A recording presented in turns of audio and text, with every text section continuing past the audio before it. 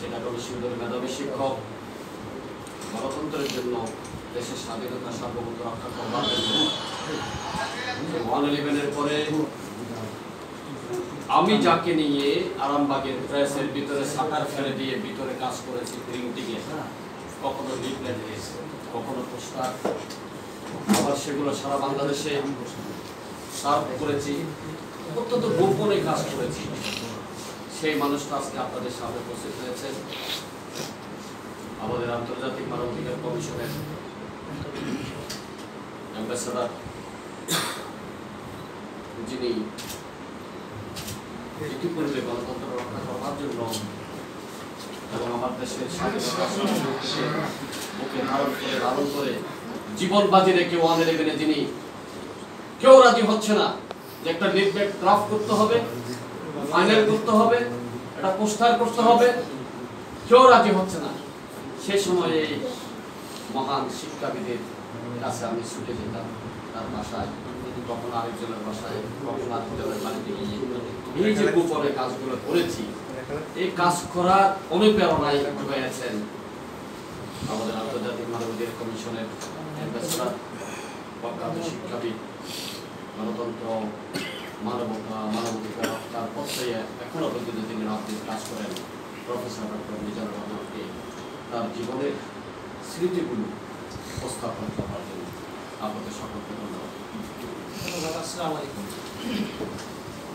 আজকের মতবিনিময় সভার সম্মানীয় সভাপতি আবুল হাশেম রাজু, আন্তর্জাতিক মানবাধিকার কমিশনের বাংলাদেশ শাখার সভাপতি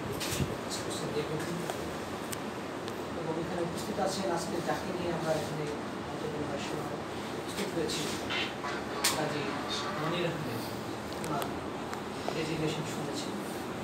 আমাদের জন্য সুখের বিষয় হলো যে উনি আমাদের এই সংগঠনের সাথে অত্যন্ত একনিষ্ঠভাবে কাজ করে যাচ্ছেন আন্তর্জাতিক আন্দোলন, এবং এখানে উপস্থিত আছেন আমাদের এই সংগঠনের শ্রদ্ধেয় আমাদের সদস্যবৃন্দ এবং আজকে তারা আমার সামনে উপবিষ্ট সম্মানীয়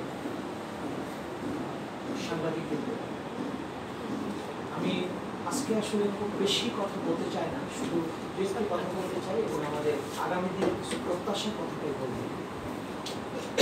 বাংলাদেশ তো আসলে টর্মেন্টেড ইন অল রেসপেক্টস। বাংলাদেশে এমন কোনো বিভাগ নাই, এমন কোনো ডিপার্টমেন্ট নাই, এমন কোনো সেক্টর নাই যে সেক্টরটি ধ্বংসস্তূপে পরিণত হয়নি। প্রত্যেকটা ক্ষেত্রে আপনি দেখবেন আজকে যে রাষ্ট্র এবং সরকার তার যে বিভাজন রেখা সেটাও কিন্তু তুলে ফেলা হয়েছে। অর্থাৎ প্রজাতন্ত্রের যারা কর্মকর্তা তারা কাজ করেছে সরকারি কর্মকর্তা। আজকে আমরা দেখেছি যে পুলিশ প্রশাসনের কথা যদি আমরা বলি, আপনারা দেখবেন যে দলীয়ভাবে দলীয় বক্তব্য তারা যেভাবে রেখেছে, এটা আমিও কিন্তু ঢাকা বিশ্ববিদ্যালয়ে আজকে 33 বছর আমার চাকরি হচ্ছে, আগামী মাসে 34 বছর চাকরি করব, আমি কখনো দেখি। আগে আমরা দেখেছি ভোট চুরি হয়েছে, কিন্তু আওয়ামী লীগের লোকজন চুরি করেছে, পুলিশ কখনো বাধা দিয়েছে, কখনো বাধা দেয়নি। কিন্তু গত 3টে ইলেকশনে দেখেছি আইন শৃঙ্খলা বাহিনীতে যারা নিয়োজিত ছিল তারাই চুরি করেছে এবং ওই সরকারের লোকজন পাহারা দিয়েছে। আমরা অতীতে দেখেছি যে ভোট চলাকালীন ভোট চুরি হয়, কিন্তু আমার এই জীবদ্দশায় দেখেছি রাতে ভোট চুরি করে ফেলা হয়েছে। অর্থাৎ থিংস আর আপসাইড ডাউন, পুরাটাই উল্টো। আজকে আমি এসপির যে বক্তব্যগুলো আমরা দেখেছি এটা চিন্তাই করা যায় না, দলীয় স্লোগানে তার বক্তব্য দিয়েছে। সাবেক যিনি আমাদের একসময় তার আইজিপি ছিলেন, তিনি বিএনপির মতো অত্যন্ত জনপ্রিয় এবং সর্ববৃহৎ সংগঠনের নেতা নেতৃত্বের নাম ধরে বলেছে তারা যদি রাজপথে নামে তাদেরকে পিটিয়ে বের করে দেওয়া হবে।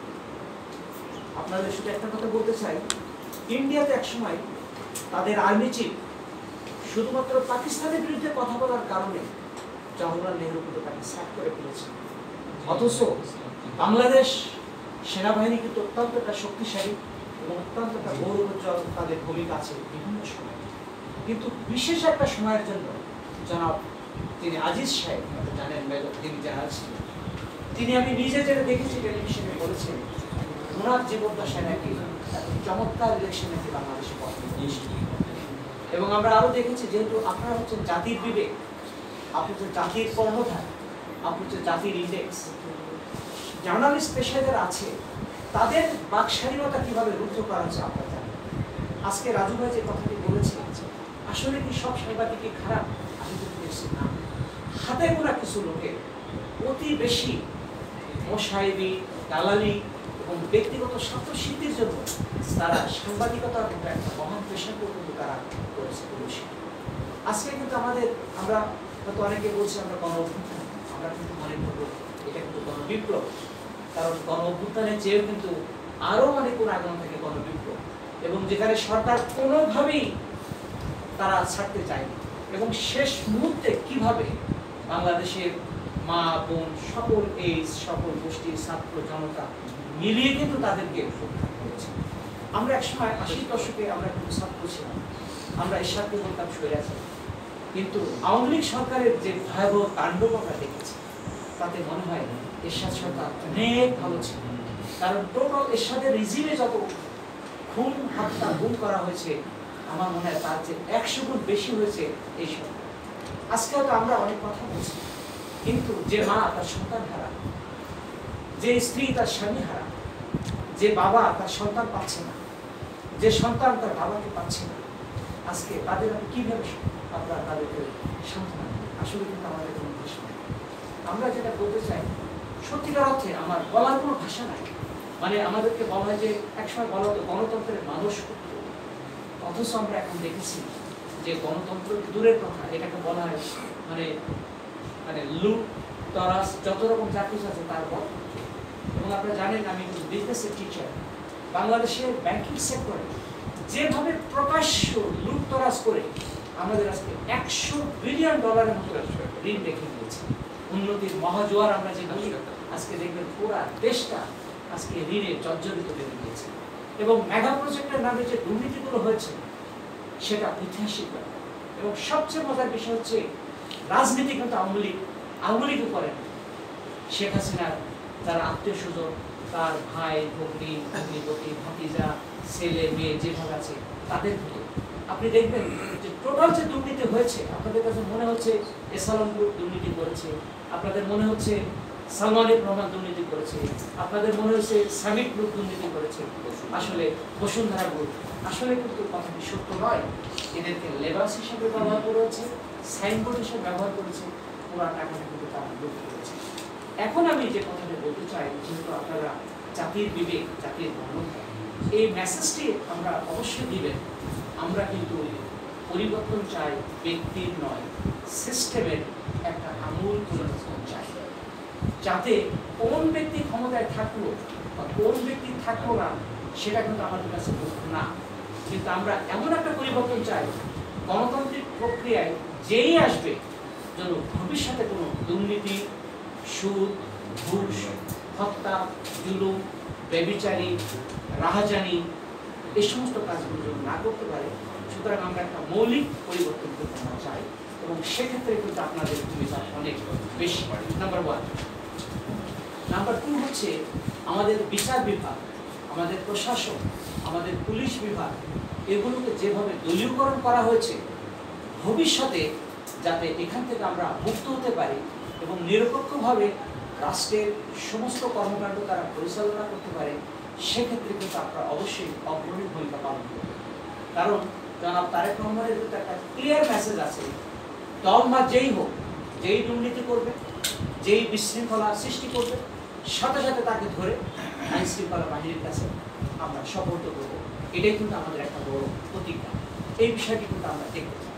অ্যাট দ্য সেম টাইম আমরা কিন্তু দেখতে চাই, যেহেতু এখন জাতির একটা খুব ক্রান্তিকাল কিন্তু এখনো চলছে, এই কারণ এত বড় গণবিপ্লবের পর কিছু দুর্ঘটনা ঘটবে, এটাই স্বাভাবিক, কিন্তু পাশাপাশি এটাও সত্য আওয়ামী লীগের মুখে কিন্তু আমরা শুনেছি লক্ষ লক্ষ মানুষ হত্যা করা হবে, কিন্তু সৌভাগ্যের বিষয় আমাদের জাতি কিন্তু কষ্ট হলেও তারা কিন্তু সংবরণ করেছে।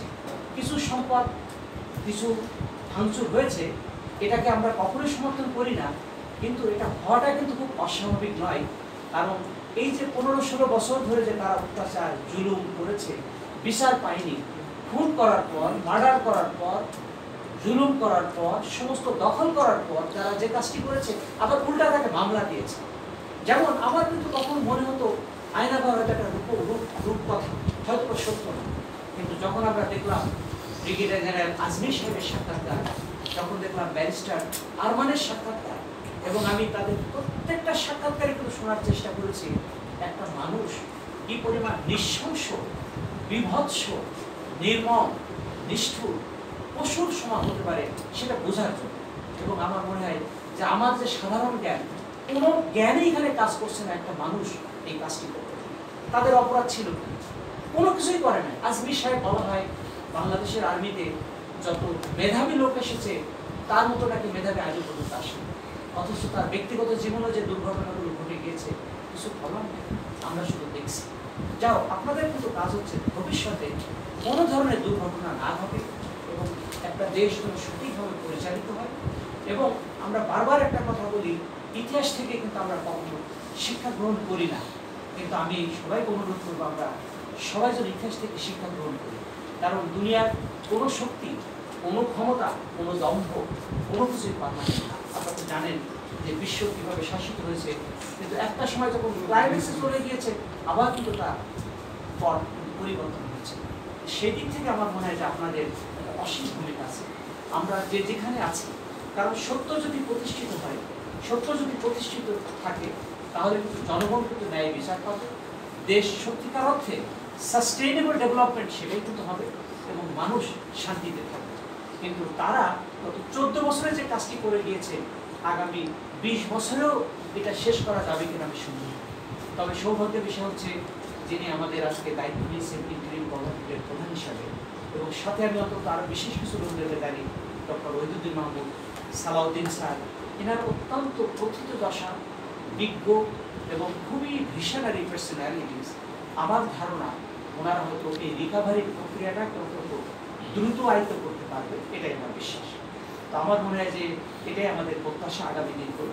আমরা সবাই একসাথে কাজ করব, আমরা কাঁধে কাঁধ মিলিয়ে কাজ করব, দেশের জনতার সাথে যাতে আমরা কাজ করতে পারি সেই প্রত্যাশা দিয়ে আমরা আজকে আমরা বক্তব্য শেষ করছি। আমার জন্য দোয়া করুন। আমি আর একটু সময় নেব আপনাদের। যে কাজটি এখনো পর্যন্ত আমাদের গণতান্ত্রিক যে দলগুলো রয়েছে, ছাত্র সংগঠনগুলো রয়েছে, যে কাজটি প্রধান ছিল সে কাজটি এখন কেউ করছে না। আমরা আন্তর্জাতিক মানবাধিকার কমিশন থেকে প্লিজ